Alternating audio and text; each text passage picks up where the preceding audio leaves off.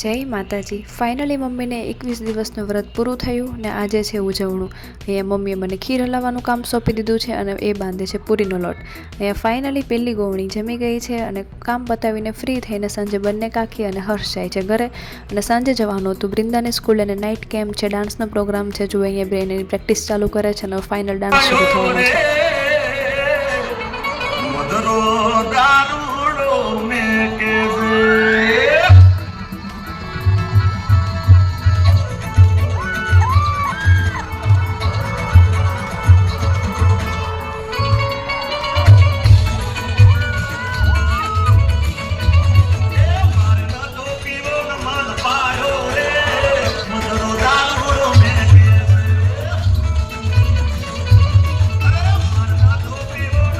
હવે પહોંચીએ ઘરે। બૃંદાનો ડાન્સ જોવો હોય તો કમેન્ટ કરી દેજો। મળીએ નવા મિની બ્લોગ સાથે। જય માતાજી।